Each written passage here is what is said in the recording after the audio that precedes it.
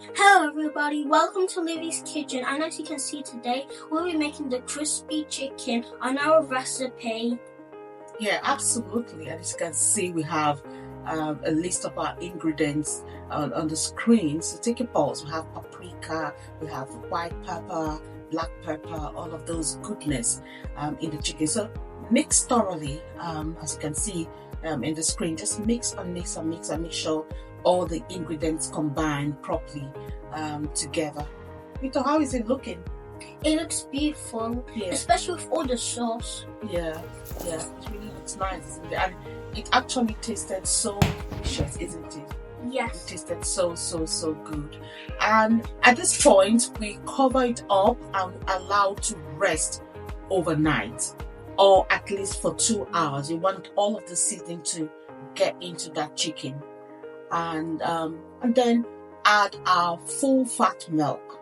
And with the milk, you want it to cover the chicken completely. It's actually immersed in the chicken is actually immersed in the milk, so it has to go over it properly, as you can see in the video. And allow to rest again for about 15 minutes. At this point, we're preparing to get it fried, so we leave it for 15 minutes. Then get our flour. Our flour is a plain flour. At least about 4 tablespoons was okay for our flour.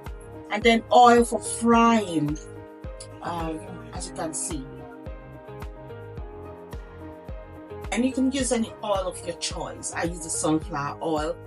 And I sprinkled some paprika, just a little bit of paprika, some chicken seasoning to the flour, just to give it that extra taste. And you can use actually some chili powder, pepper, yes, to add to that to make it spicy. But I was making this for our kids, so I didn't want to add so much spice to it. Then the frying process begins, one after the other. Just make sure it's coated in the flour and start frying. Ensure that your oil is really hot. Fry one after the other. And another process to this, as you're going to see in the next phase. Use a spoon just to get some oil still onto that pan, and pick the chicken up one after the other and place on a baking tray. You can see I used the baking paper just to absorb the oil a little bit, but ensure that there's still some oil on the tray, because we're going to still put it in the oven. And it's sitting away there, just smelling so good already. So ensure that everything is packed onto the tray, and the oven should be preheated to about 200 degrees centigrade. So preheat the oven and put the chicken in.